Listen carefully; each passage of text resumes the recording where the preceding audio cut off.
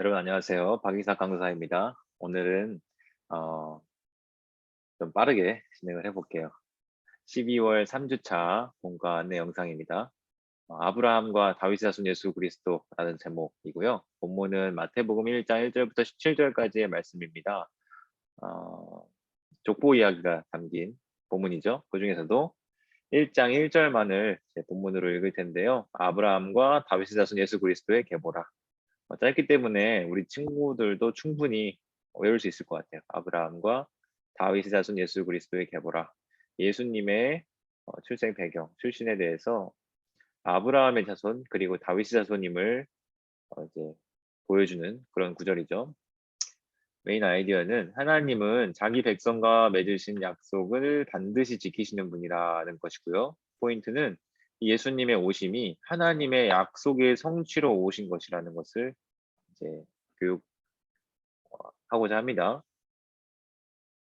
마태복음은 구약 성경 39권 다음에 이어지는 첫 번째 책이죠. 신약 성경 27권의 책 중에 가장 맨 앞에 배치가 되어 있습니다. 왜 그럴까요? 뭐 많은 이유가 있겠지만 뭐 제일 먼저 쓰여져서 그런 건 아니고요. 아마도 그 시작부터 족보로 시작하는데 구약과 신약의 어떤 징검다리와 같은 그런 역할을 첫 부분부터 보여주고 있기 때문이 아닌가 그렇게 생각을 하는데요. 누가 누구를 낳고 누가 누구를 낳고 사실 읽다 보면은 내가 이걸 왜 읽고 있지 이런 생각이 들 정도로 좀 쓰잘데기 없어 보이는 내용들로 많이들 인식합니다. 지루하고 따분하고 구약에도 많이 있죠. 족보. 예. 저 어렸을 때부터 이 내용들을 이제 통독을 하면 제일 먼저 접하게 되잖아요. 족보가. 이해가 되지 않았어요. 왜 이거 있을까? 아마 우리 아이들도 읽으면서 좀 그런 생각이 들지 않을까 싶어요. 네. 선생님들 중에도 그런 분이 계신가요? 왜 이게 있을까? 오늘 본문은 1장 1절부터 17절까지인데 이 본문을 다 읽다가는 애들이 지루해서 견디기 힘들겠죠. 그래서 1절만 읽을 거예요. 아브라함과 다윗의 자손 예수 그리스도의 계보. 여기 계보라는 단어가 나오는데 이 단어는 헬라어로 비블로스 뭐 우리가 아는 바이블 있잖아요. 바이블. 이게 아마 여기서 나오지 않았을까 싶은데 비블로스는 이제 책 혹은 기록물을 의미하는 단어예요. 그래서 이것을 우리말로 옮길 때 맥락에 맞게 그 뒤에 족보가 나오니까 누가 누구를 낳고 누가 누구를 낳고 하는 그런 계보가 나오니까 예수 그리스도의 계보라 이렇게 옮긴 것으로 보시면 되겠습니다. 우리 아이들에게는 조금 낯선 단어가 되겠죠. 그래서 그냥 책이다, 기록물이다 이런 정도로 이제 설명을 해주시면 될 것 같고요. 마태복음 1장 1절에서 우리에게 전달해주는 정보가 있다면 그것은 바로 예수님의 혈통입니다. 어느 집안 자식이냐라고 하는 건데요. 예수님의 그 조상을 거슬러 올라가 보니까 아브라함으로부터 시작해요. 그리고 다윗이 또 중간에 등장하고요. 그래서 1장 1절에는 그 예수님의 2절부터 17절까지 나오는 그 계보에서 중요한 두 인물, 특별히 아브라함이라는 인물, 다윗이라는 인물의 자손 예수 그리스도 이렇게 1장 1절에서 소개를 하고 있는데요. 이 두 대표적인 인물에는 공통점이 있어요. 그것은 바로 하나님께서 그들과 더불어 언약을 맺으셨다는 겁니다. 사실 언약이라는 단어가 우리 임원양 목사님 있잖아요. 네, 임원양 목사님 이 상당히 중요한 단어인데요. 애들한테는 어려울 수 있지만 약속이랑 완전히 일치하는 건 아니에요. 좀 더 깊은 의미가 담겨 있는데 어쨌든 아이들이 이해하기 쉽게 설명을 하기 위해서는 약속으로 그냥 대치해서 설명을 해줄 수 있을 것 같고요. 하나님께서 아브라함과 맺으신 약속, 맺으신 언약은 창세기 12장 부분부터 나타납니다. 창세기 12장에 하나님께서 부르시죠. 여기 밑에 각주에 제가 달아놨는데 너는 너의 고향과 친척과 아버지의 집을 떠나서 내가 내게 보여줄 땅으로 가라. 내가 너로 큰 민족을 이루게 하겠다. 또 내가 복을 주어서 내 이름을 창대하게 하겠다. 뭐 그런 이야기들 하시죠. 그리고 너는 복이 될지라. 너를 축복하는 자에게는 내가 복을 내리고 너를 저주하는 자에게는 내가 저주하리니 땅의 모든 족속이 너로 말미암아 복을 얻을 것이다. 이런 말씀을 하나님께서 아브라함을 부르실 당시에 하세요. 이 뜻이 사실은 그 당시엔 잘 이해가 되지 않았을 텐데 나중에 이제 어떻게 되냐. 하나님께서 아브라함을 통해서 주시는 시가 있었죠. 바로 제 이름 둘 다 등장하네요. 이모냐 목사님 등장하고 제가 등장하는데 이삭을 주시는데 어, 하나님께서 그 아브라함에게 약속하시기를 하늘의 별과 같이 바다의 모래와 같이 그렇게 내 자손이 많게 하겠다 그런 말씀을 하셨거든요. 실제로 그것이 야곱 때에 야곱의 12 아들들을 통해서 60만 명이나 되는 이스라엘 나라가 세워지게 되죠. 그것이 1차적인 어떤 성취로 볼 수가 있겠는데요. 중요한 것은 이제 하나님과 아브라함과 맺으신 약속이 창세기의 12장부터 17장, 사실 그 뒤에도 22장에도 나오는데 그런 본문들을 배경으로 생각해 볼 때, 하나님께서 아브라함과 이런 언약을, 이런 약속을 맺으셨지, 라는 것을 좀 염두에 두면 좋을 것 같고요. 또 한 가지, 다윗과도 하나님께서 약속, 언약을 맺으셨는데 이것은 사무엘하 7장에 나타납니다. 이제 다윗이 모든 전쟁을 다 그치고 궁에서 평안히 살고 있던 때였어요.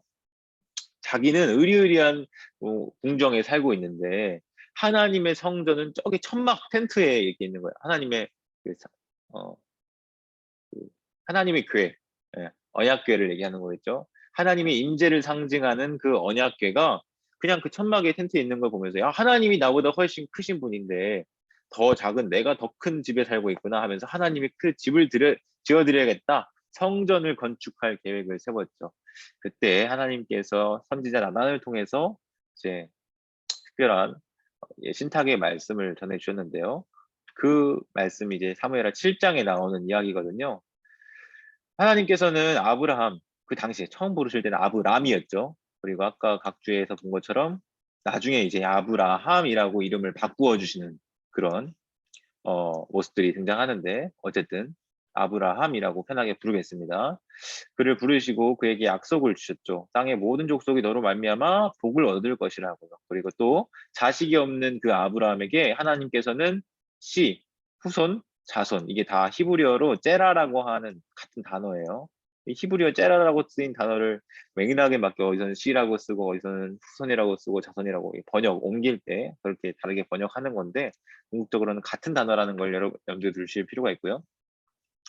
그 아브라함에게 주신 약속이 1차적으로는 누구를 통해 성취되었습니까?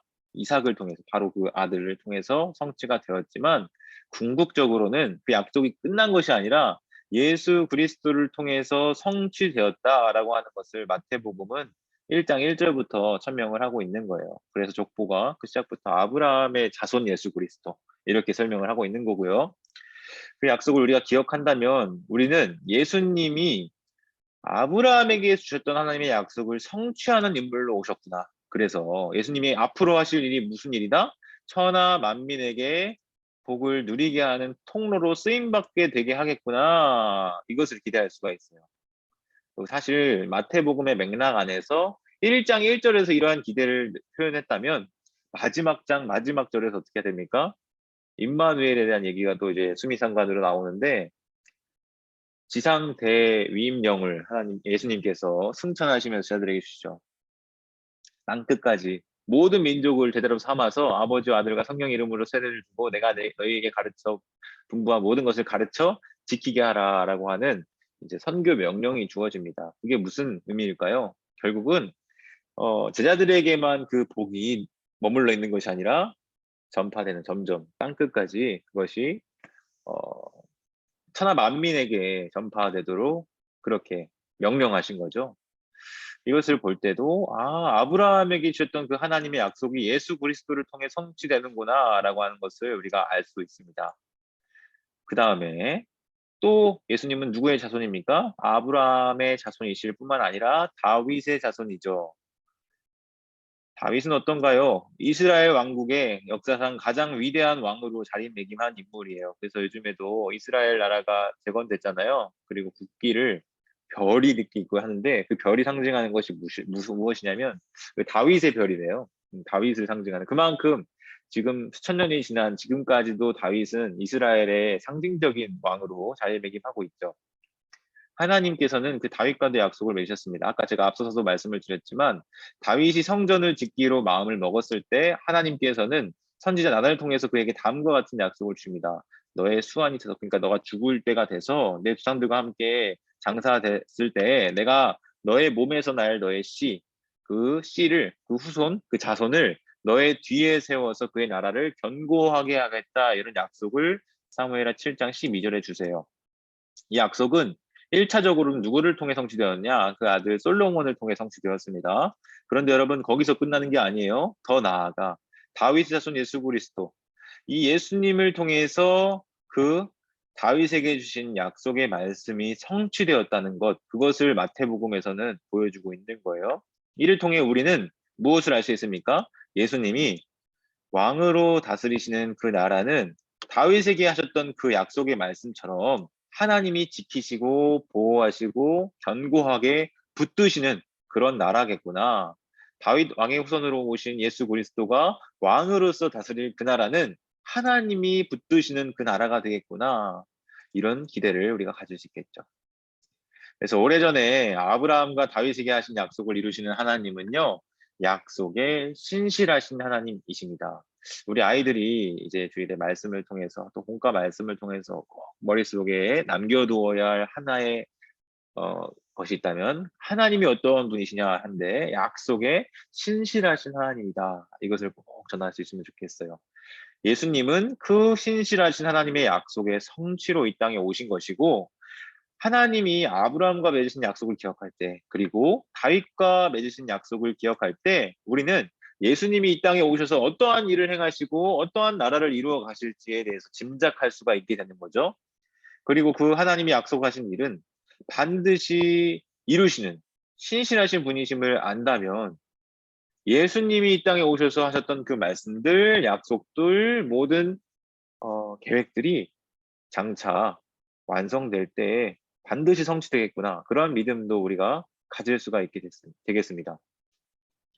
그래서 예수님이 오신 것은 이전에 주셨던 수많은 약속의 성취로 오신 것이고, 하나님은 약속하신 것을 반드시 이루시는 신실하신 분이심을 우리 선생님들께서 먼저 기억하시고 우리 아이들에게 교육해 주시면 감사하겠습니다. 그리고 이번 성탄에 아직은 완성되지 않은, 이미 왔으나 아직 완성되지 않은 그 하나님 나라에 대한 비전과 소망이 이번 성탄을 통해서 우리 아이들의 마음 가운데에 되새김 되었으면 좋겠고요.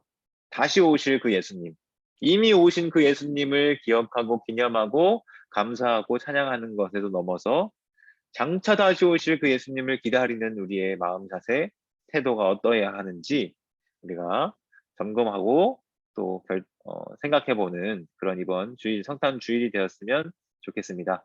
네, 이것으로 안내 영상을 마치겠습니다. 들어주셔서 감사합니다.